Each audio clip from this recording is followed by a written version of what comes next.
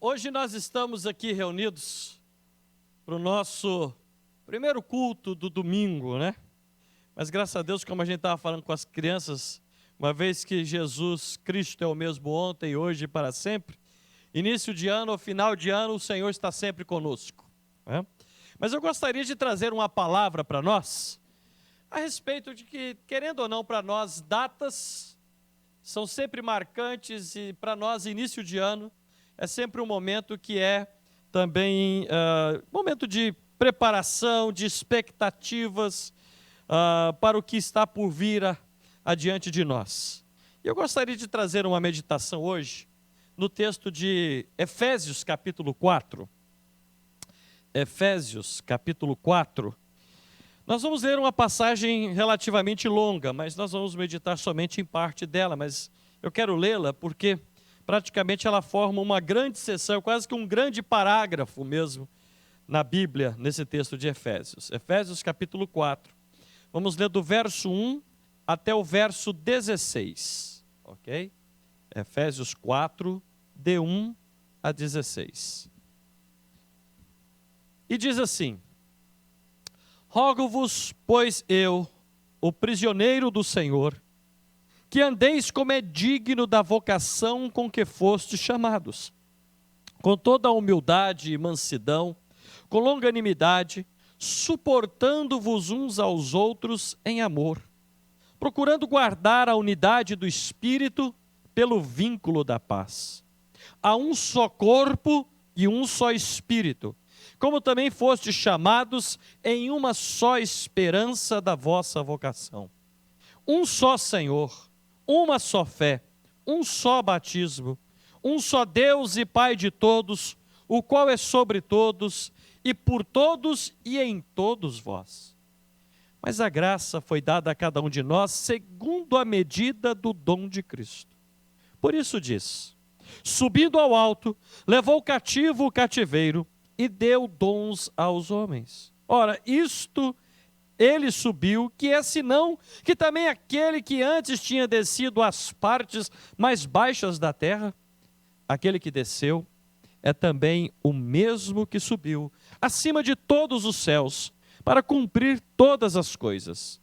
E ele mesmo deu uns para apóstolos, outros para profetas, e outros para evangelistas, e outros para pastores e mestres, querendo o aperfeiçoamento dos santos, para a obra do ministério, para a edificação do corpo de Cristo, até que todos cheguemos à unidade da fé e ao conhecimento do Filho de Deus, a varão perfeito, à medida da estatura completa de Cristo, para que não sejamos mais meninos inconstantes, levados em roda por todo o vento de ensino, pelo engano dos homens que com astúcia enganam fraudulosamente.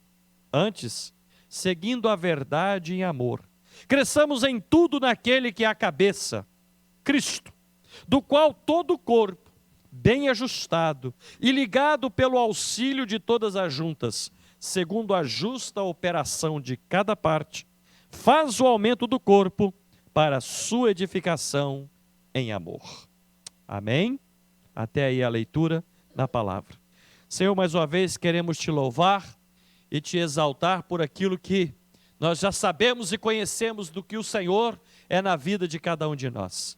Estamos reunidos nesta casa hoje, primeiro domingo do ano que podemos ter a oportunidade de estarmos aqui, mas te louvamos porque sabemos que, mesmo quando há neve que nos impede de estar presentes no local, o Senhor sempre está com cada um de nós.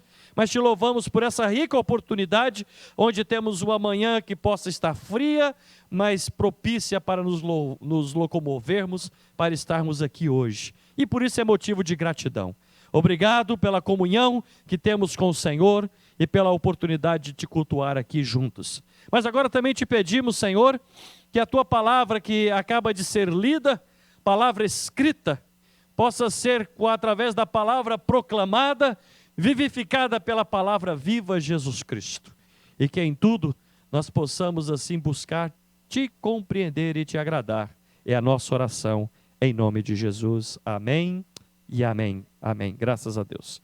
Pode tomar os seus assentos, por favor? Sempre sabemos que final de ano, início de ano, novos propósitos, novos projetos, novas intenções, mas há algumas coisas que não podem mudar, que devem sempre permanecer, não por serem estáticas, mas por serem necessárias. Não é verdade? Não por estáticos, mas por necessidade. E uma delas é o nosso compromisso com o Senhor. É verdade ou não é? Não importa se entramos o ano, estamos no meio do ano, fim de ano, quantos anos entremos mais aí pela frente, há certas coisas que não devem ser mudadas, e uma delas é o nosso compromisso com o Senhor. Nós não precisamos esperar o início do ano para dizermos assim, não, eu vou esperar até janeiro do ano que vem, porque para eu fazer um compromisso de ser mais fiel ao Senhor. Não. Compromisso de início de ano são compromissos que muitas vezes as pessoas entendem que são coisas necessárias, mas que acabam muitas vezes perdidas e esquecidas à medida que o tempo vai passando, o ano vai passando. Para nós não é assim. E a palavra que nós acabamos de ler, e que eu gostaria de meditar pelo menos em parte dos versos hoje, do que nós lemos aqui, para lembrar para cada um de nós que nesse ano que se inicia, se essa parte do compromisso com o Senhor permanece o mesmo, ele diz algo interessante. Rogo-vos que andeis como é digno da vocação em que fostes chamados.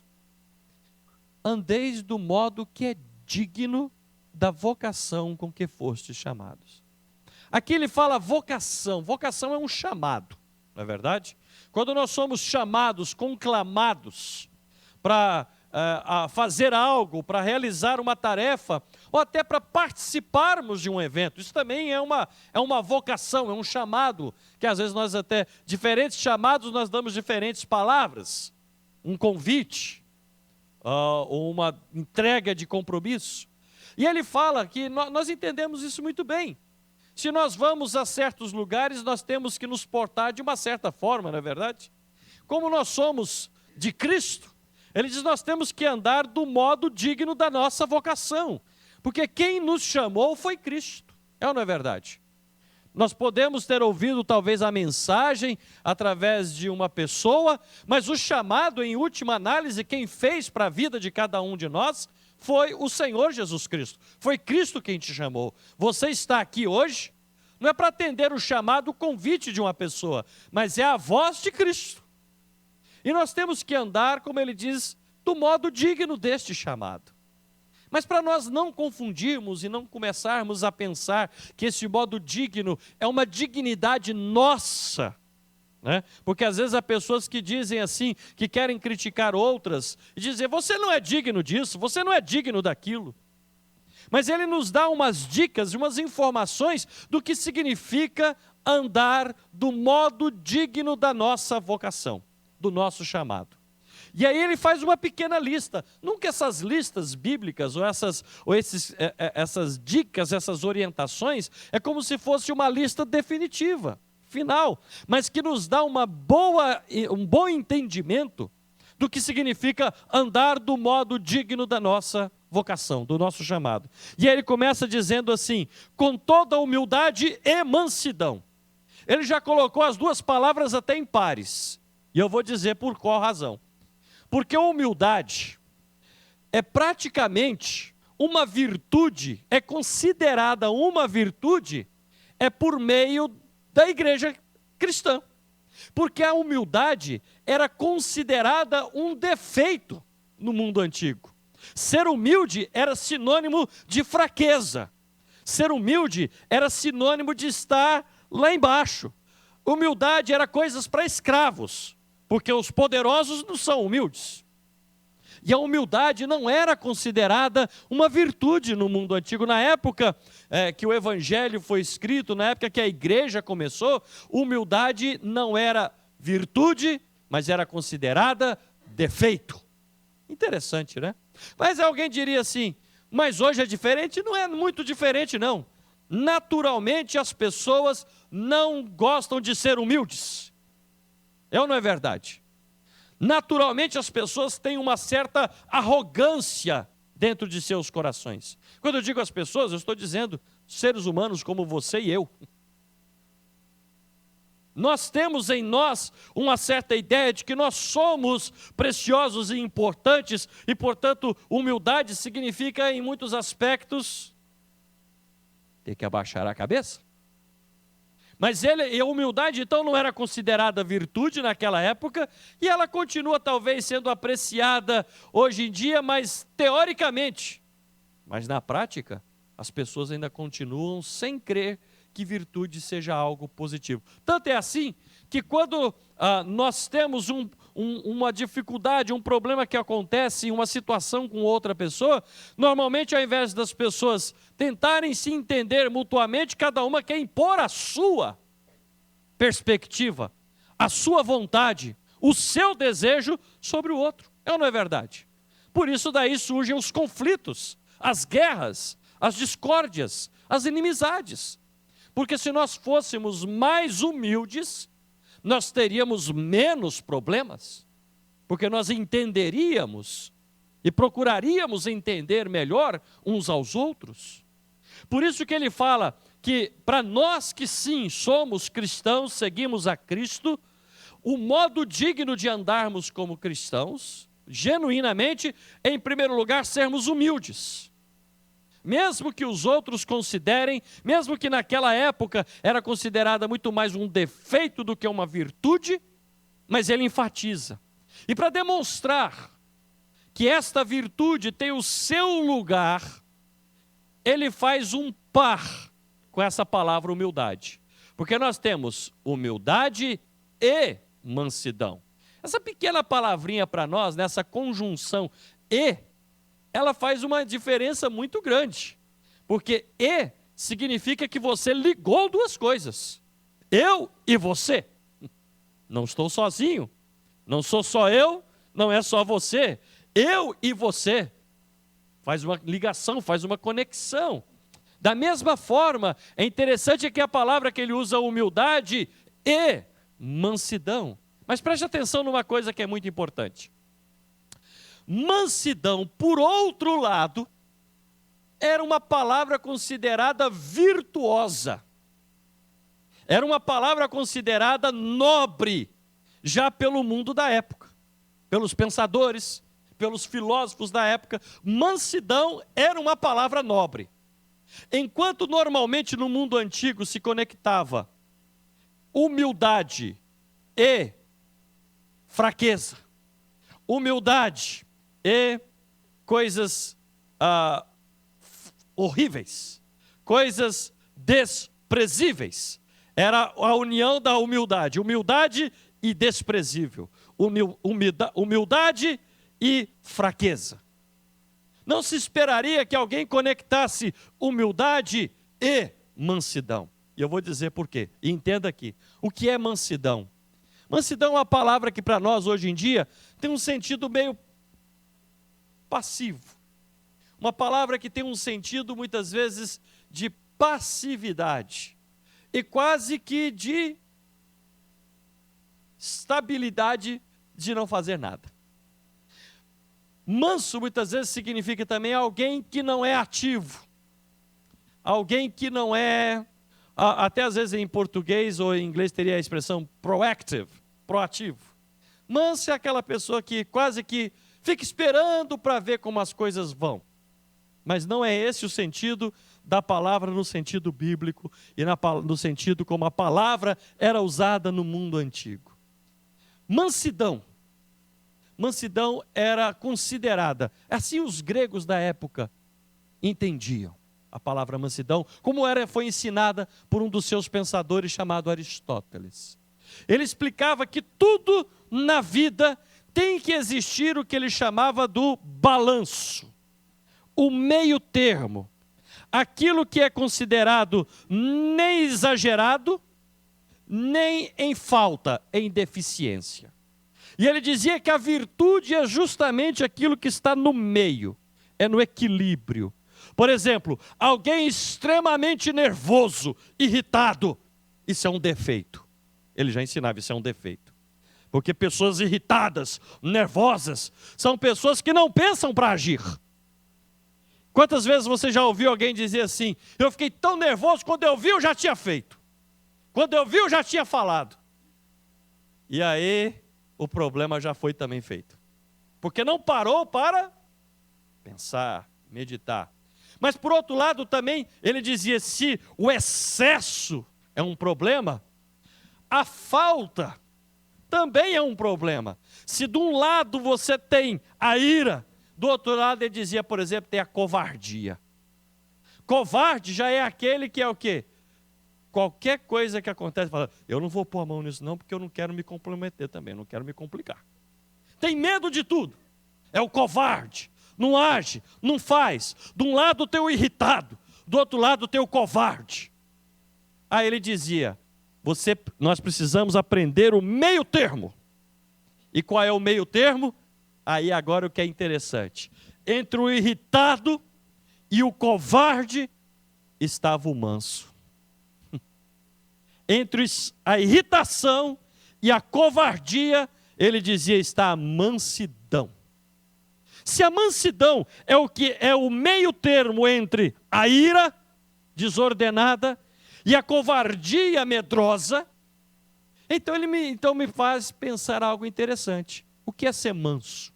Ser manso não é ser covarde parado. Ser manso não é ser passivo, não fazer nada. Ser manso é saber o momento certo de agir, sem covardia, porque tem que ser feito, e sem ira, porque eu tenho que controlar também para agir de forma correta. Manso é aquele que age na hora certa, na medida certa. É aquele que sabe medir as palavras e medir as suas ações. Isso é que é ser manso. Manso é saber que eu não posso me esconder da minha responsabilidade. Não vou ser covarde, mas também não vou ser aquela pessoa que vai agir na ira. Porque eu posso até chamar agora outra passagem das Escrituras, como Tiago. Tiago diz, na ira humana não opera a justiça divina. Quantos concordam com isso? Então, aquela pessoa que também, não, mas eu vou fazer e vou mostrar como é que faz, e vai na marra, na força, na violência. Isso também não é de Deus, porque o profeta também já disse, não por força, nem por violência, mas pelo meu espírito, diz o Senhor. Manso é aquele que aprende de Deus, e em Cristo, como agir, ao momento de esperar com humildade, e ao momento de agir com mansidão. Por isso, dentro do Evangelho, dentro das Escrituras, a humildade que era vista no mundo antigo como um defeito, ele a associa com uma palavra que era considerada nobre, para demonstrar que se você e eu temos que em algum momento abaixar a cabeça, não significa que somos fracos ou derrotados, significa que nós temos que esperar o momento certo de agir. E o momento certo de agir, quem define não sou eu, não é a sua vontade, não é o nosso querer, é a direção de Deus. Não faça nada, não faça compromissos, não faça planos, algo mais ou menos como também o sábio lá, no livro de Eclesiastes, o pregador de Eclesiastes diz, não faça votos diante do Senhor, porque se você fez o voto, você vai ter que cumprir. E se você faz um voto apressadamente, depois não consegue realizá-lo. Isso não é só com Deus, com todos nós. Saiba devemos saber e medir e pesar as coisas, tendo Cristo como modelo, tendo o Evangelho como modelo, para que nós possamos esperar o momento de agir, e quando chegar o momento de agir, não vamos agir com covardia, fugindo, nem com arrogância, gritando, brigando, esperneando, mas com mansidão, agindo na medida certa. Isso é que é andar do modo digno do Senhor. Cristo não espera que por humildade signifique que nós sejamos covardes. Humildade para o mundo antigo podia ser sinônimo de fraqueza, de coisas ignômicas, de coisas fracas, de coisas deploráveis, mas para nós significa que é esperar o momento certo para agir com mansidão no momento certo. Isto é ser ou andar do modo digno da nossa vocação. Alguém poderia dizer, pastor, mas é o meu temperamento, o meu jeito é assim. Pastor, eu tenho uma dificuldade, eu estou achando até interessante, mas o meu temperamento não me permite ser assim. Deixa eu te dizer uma coisa, pode ser que o seu temperamento, o meu temperamento, não combine com isso, mas não há nada que Cristo não possa mudar na nossa vida, se nós permitirmos que Cristo haja na nossa vida. É ou não é verdade? A primeira delas foi que nós nos convertemos ao Evangelho. Se você fosse sempre do mesmo jeito, talvez vocês não estariam aqui hoje. Se você já permitiu a primeira mudança, por que não permitir mais mudanças de Cristo na sua vida? Para que nós possamos, porque andar do modo digno significa agora, não da nossa dignidade, mas do modo que glorifique ao Senhor Jesus Cristo. Então ele fala sobre, isso é algo que nós temos que entender e colocar como algo de responsabilidade para a nossa vida como cristãos. Humildade e mansidão. E aí ele diz, continua, com longanimidade, suportando-vos uns aos outros em amor. Humildade é assim, é o momento que às vezes nós temos que abaixar a cabeça. Isso é humildade. É o momento que às vezes eu tenho que dizer assim, eu tenho que parar agora e não vou fazer. Mansidão, bom, mas é o momento de agir. Mas eu não vou agir com covardia correndo, nem com arrogância gritando, esperneando, chutando e brigando. Porque ele não está falando de coisas, ele está falando de nosso relacionamento uns com os outros, com longanimidade. Palavra grande, né? É uma palavra grande, não é um palavrão, é uma palavra grande. Longanimidade. Essa palavra longanimidade, ela tem a palavra longa mesmo, que é de longo. Longo. Longanimidade, nimidade é de ânima, alma. Longanimidade dá a palavra ânima, alma, ânimo. Quando alguém é animado, significa cheio de vida, cheio de alma. Da mesma palavra, é do latim. Ânima, alma, animado. Animador é aquele que coloca ânimo, incentivo no coração das pessoas. Isso é um animador. Ok? Aquele que praticamente é como aquilo que Deus, vou usar uma ilustração, aquilo que Deus fez lá na história de Gênesis, quando quando o homem foi criado. E Deus soprou em suas narinas o fôlego de vida e ele se tornou um ser vivente, uma alma vivente. Aquele papel de Deus de soprar é dar ânima, dar alma, dar vida. Deus foi o primeiro animador que deu ânima, alma e vida. Longanimidade é uma palavra interessante, que vem praticamente da mesma raiz, mas ela também vem de uma palavra, no grego é macro, que é de grande, macro, por isso temos macronegócio, um negócio grande. Macrotímia.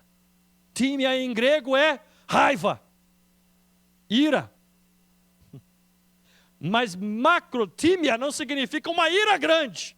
Significa que ele se alonga da ira.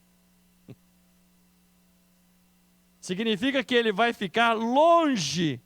Entre ele e a ira tem uma grande distância. Isso é longanimidade. Longanimidade é você ter ânimo, vida, sem se irar com o seu irmão, com a sua irmã. Não se ira, mas suportando-vos uns aos outros com amor ou em amor. Olha, preste atenção, se alguém estava pensando o que tem que fazer no ano de 2017, você já tem muita coisa para fazer. Ser compromissado com Cristo e saber honrar e respeitar a Cristo quando você sabe honrar e respeitar ao seu irmão e à sua irmã em Cristo Jesus. suportando. Essa tem uma expressão que principalmente para nós, na língua portuguesa, e brasileiros muitas vezes, quando nós também usamos a palavra, e até portugueses, muitas vezes a palavra suportar é usada num sentido negativo. Às vezes quando alguém se torna, como alguns dizem, irritante, alguém diz, eu não suporto mais essa pessoa. Quem já ouviu essa expressão? Eu não suporto mais essa pessoa. Quer dizer, eu não suporto mais essa pessoa, significa assim, eu já perdi a paciência. Já perdi, não dá, não consigo. Só que suportar aqui significa justamente o inverso. Quem não suporta é que é fraco. Porque suportar significa colocar a firmeza, a estaca. Por exemplo, se você, igual nós temos ali na saída do nosso santuário aqui, da nossa igreja, tem ali uma saída, tem tipo uma pequena galeria em cima e tem 4 colunas embaixo. Essas 4 colunas podem até estar usando para enfeite, mas elas também têm uma coisa, estabilidade. Se você vai levantar uma estrutura e coloca uma coluna fraca e peso excessivo, o que vai acontecer com essa coluna? Ela vai quebrar, ela não vai conseguir suportar o peso. E aquilo tudo vem ao chão. Quando alguém diz assim, não suporto mais tal pessoa, não suporto mais isso, não suporto aquilo, significa que quem diz assim, está fraco. Está fraco. Porque quem tem a força que vem do Senhor, aguenta as dificuldades, não porque é forte, mas porque ele sabe que é o Senhor quem lhe dá força para aguentar as dificuldades. E nós, em Cristo Jesus, ele diz, nós temos que ser o suporte um do outro. O suporte um do outro. Se alguém começar a achar assim, não, eu estou suportando mais do que ele ou do que ela. É interessante que nós temos aqui, olha, um bom exemplo. Aqui está sendo colocado, ele está sendo filmado, né, tem ali o tripé. Imagine que um daqueles pezinhos ali fosse cortado. Não dava para colocar ali, para suportar, mesmo que fosse um peso leve. Ele não tem mais como filmar, não tem como colocar uma câmera, não tem como colocar um celular, porque um dos pés, um dos suportes foi retirado. Saiu. Sabe o que acontece muitas vezes na vida de muitas pessoas na igreja? É quando a pessoa ou se acha autossuficiente, eu posso resolver as coisas da vida eu sozinho, e quando precisar do suporte, se está sozinho, já sabe o que acontece. Ou quando alguém não quer dar o suporte. Na igreja nós temos que ser como o tripé. Temos que, para que nós possamos permanecer de pé juntos nos nossos propósitos, nos nossos objetivos, nos nossos alvos, ao invés de atacarmos uns aos outros, criticarmos uns aos outros, nós temos que suportar uns aos outros. Com todas as nossas fraquezas, com todas as nossas deficiências que podemos ter, porque perfeito é um só, chama-se Jesus Cristo. E se nós algum dia encontrada alguma perfeição, é porque Cristo está em nós. Não é por nós mesmos. Suportando-vos uns aos outros em amor. Quando você olhar para alguém e dizer assim, não suporto mais essa pessoa, entenda que isso não é de Cristo, não é do Evangelho. Nós temos que dar suporte uns aos outros. Dar apoio, se nós queremos entender essa palavra também de uma outra maneira, é dar apoio uns aos outros. E quando alguém se encontrar enfraquecido, desanimado, revoltado, seja qual for o sentimento, nós temos que chegar e dar apoio. Isso é o que as Escrituras estão ensinando para cada um de nós. Muito bem. Uma vez que nós aprendemos isso, que é andar do modo digno do Senhor, para estarmos dessa forma, aí ele fala, por qual razão? Verso 3. Veja comigo o verso 3. Efésios 4, 3. procurando guardar a unidade do Espírito pelo vínculo da paz. Irmãos, irmãs, é impossível nós fazermos a obra de Deus e levarmos esta obra adiante se nós não estivermos unidos. É ou não é verdade? Por isso que ele fala que nós temos que dar suporte um ao outro. Porque todos nós temos um alvo, temos um objetivo. Mas isso só será possível se estivermos unidos. E ele diz qual tipo de união que deve ser. É a unidade do Espírito pelo vínculo da paz. A coisa que mais falta no mundo chama-se paz. Paz significa não haver inimizade, não haver guerra, mas além também de olhar lá pela perspectiva negativa de que não há guerra, não há inimizade, paz é o que promove o bem. Sem paz é impossível. Tem uma coisa que eu acho muito interessante, uma das passagens que mais me chama a atenção da história da igreja no princípio, no livro de Atos dos Apóstolos, no capítulo 9. Quando começa a apresentar a figura de Saulo, que depois será o Paulo. E ele é naquele momento perseguidor da igreja. E diz que ele perseguia a igreja, por onde a igreja que ele encontrasse uma igreja, ele perseguia a igreja. A igreja era uma igreja perseguida. Era uma igreja maltratada pelas pessoas. Mas ele diz, mas a igreja crescia e tinha paz. Prestaram atenção que coisa interessante? Não importa quão forte seja o que vem de fora contra nós. Eu posso dizer e garanto em nome de Jesus, não importa quão forte seja a oposição que venha de fora contra a igreja. Nós sempre vamos permanecer de pé. Sabe por qual razão? Porque maior é o que está em nós do que o que está no mundo. E a grande falha da igreja é achar que suporte de fora é que manterá a igreja de pé. Isso é falsidade, isso não é verdadeiro. Não é verdade. Não pense que é por algum suporte da sociedade, do governo, de qualquer lugar que seja, que nós manteremos a igreja firme. Não é isso que vai manter a igreja de pé.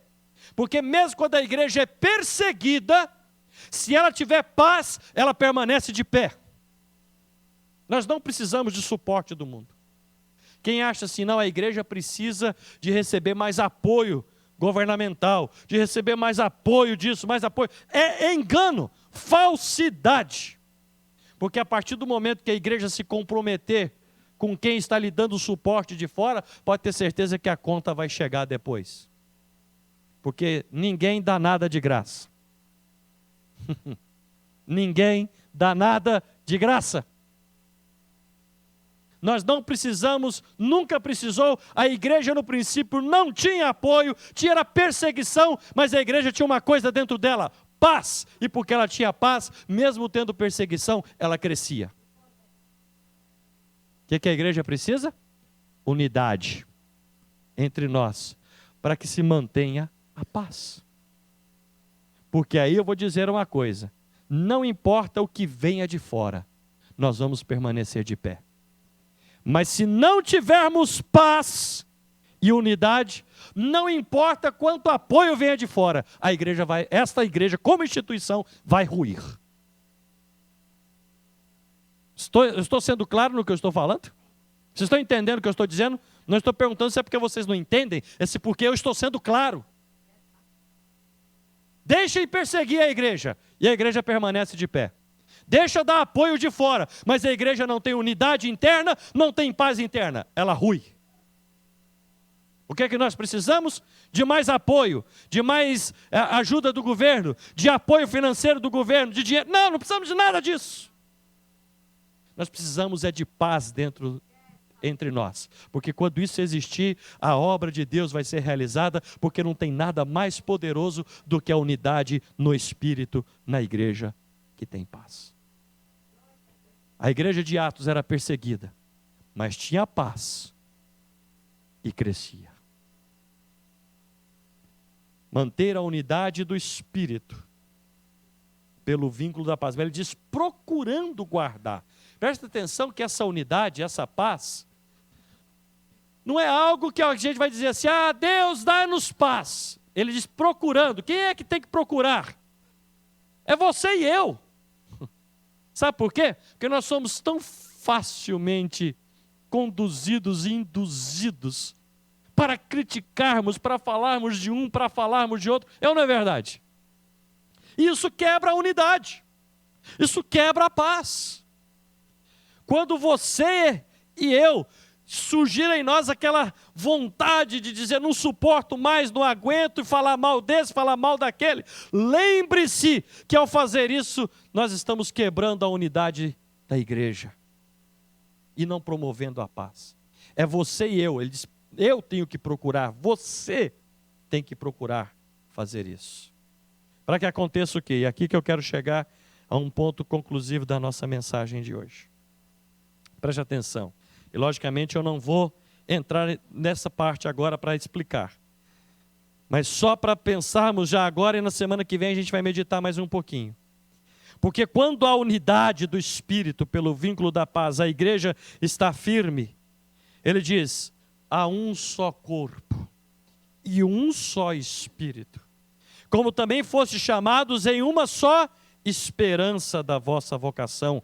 Um só Senhor, uma só fé, um só batismo, um só Deus e Pai de todos, o qual é sobre todos e por todos e em todos vós. Quantos concordam com essas palavras? Mas você sabe quando isso é possível na igreja? Se nós andamos do modo digno da nossa vocação, com humildade e mansidão, suportando uns aos outros em amor, mantendo a unidade pelo vínculo da paz. Aí nós vamos ver estas coisas serem realidade entre nós. Mas sobre o que essas palavras aqui significam, eu vou deixar para nós meditarmos na semana que vem. Mas o que eu gostaria que nós já guardássemos no coração, cada um de nós, nessa manhã que estamos aqui, final de manhã, que nós estamos aqui reunidos. Que você e eu, não importa que seja um novo ano, 2017, que nós só renovemos o nosso compromisso de estarmos realmente fiéis ao Senhor e andarmos com um propósito, de glorificarmos ao Senhor e sermos uma bênção na vida um dos outros. Quantos querem renovar esse compromisso em nome de Jesus? Eu não estou pedindo para você fazer esse compromisso, estou pedindo para você renová-lo. Que a gente já tem que ter esse compromisso. Então eu vou pedir para você ficar de pé comigo nesse instante. Fique de pé nessa hora. Levante a sua mão diante do Senhor nesse instante. Né? Já viu quando alguém vai num tribunal, ou vai ter que fazer alguma declaração, manda lá, levanta a sua mão direita. Não é assim? E aí diga, né? Prometo. Faço. Então eu quero que cada um de nós nessa manhã, levante a sua mão direita aí. Levante a sua mão direita. E vamos não fazer um compromisso, mas renovar o nosso compromisso. E nós vamos falar as seguintes palavras. Diga comigo. Eu me comprometo a me manter fiel ao Senhor, fiel ao meu irmão, fiel à minha irmã, comprometido com o Evangelho, e em promover a paz, a unidade, para que o Senhor seja glorificado, a sua igreja seja edificada. E eu me faço parte deste compromisso, em nome de Jesus. Amém, em nome de Jesus. Então curva a sua cabeça, feche os seus olhos. Senhor, nós queremos te louvar e te exaltar nesta hora, porque nós somos tua igreja, somos teu povo, e o Senhor é o mesmo ontem, hoje e eternamente, e nós temos um compromisso com um Deus vivo e eterno, e te pedimos, Senhor, que esse compromisso que fazemos hoje, mais uma vez, uma renovação de compromisso com o Senhor, de nos lembrarmos que não importa a época do ano em que estamos, devemos sempre ser fiéis ao Senhor, fiéis ao teu Evangelho, fiéis à tua palavra, fiéis uns para com os outros, porque há uma só igreja, há um só Senhor da igreja, e há uma só esperança e uma só fé em nós. E tudo isso vem do Senhor, o nosso único Senhor, do nosso único Deus. Obrigado, Senhor, e que este ano que vamos adiante, que o Senhor vá guiando os nossos passos, para que possamos verdadeiramente andar do modo digno da vocação com que fomos chamados. Obrigado, amém e amém, em nome de Jesus. Graças a Deus. Muito bem. Muito bem, mas nós temos aqui ainda hoje a celebração da ceia do Senhor. Pastor Zé Pedro, vem até aqui. Irmão Botelho, por favor. Vem até aqui, onde que está o irmão? Ah, ele foi ali dentro? Ok. Irmã Helena, vem até aqui à frente também, por favor. Ah, já está aqui. Graças a Deus. Vou pedir para que todos estendam as suas mãos em direção a esta mesa, como eu gosto sempre de lembrar. Esta mesa não é a mesa da igreja, não é nem mesmo a mesa da Igreja Evangélica das Nações. Esta mesa é a mesa do Senhor, porque quem a prepara é o Senhor. Esta mesa nos fala que o Senhor nos chama a todos que cremos nele, que confiamos nele, que temos compromisso com ele, a estarmos em volta desta mesa, para lembrarmos do que o Senhor fez e do que o Senhor é na vida de cada um de nós. Vamos orar. Senhor nosso Deus, eu quero te louvar e te exaltar nesta hora. Como tua igreja, como teu povo, Senhor, que se reúne diante de ti nesta hora, para declarar a tua misericórdia, a tua bondade, a tua graça, o teu amor. Porque sobre a mesa temos estes elementos, pão e o cálice, que aos nossos olhos são simples elementos e nem mesmo em si mesmos há nada de especial. Mas além dos nossos olhares, estes elementos falam de forma viva, atual e presente, quão grande é o teu amor.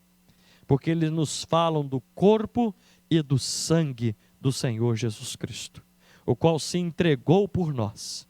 Os elementos podem ser simples, mas o que eles falam e testificam é profundo nesta hora, o grande amor de Deus para conosco. Obrigado, Senhor. E assim te pedimos que cada um, ao tomar do pão e do cálice, entenda que fazendo isso, está exaltando ao que o Senhor fez e se colocando no vínculo da unidade da igreja, na unidade do Espírito, pelo vínculo da paz, em nome de Jesus. Amém e amém e amém, graças a Deus.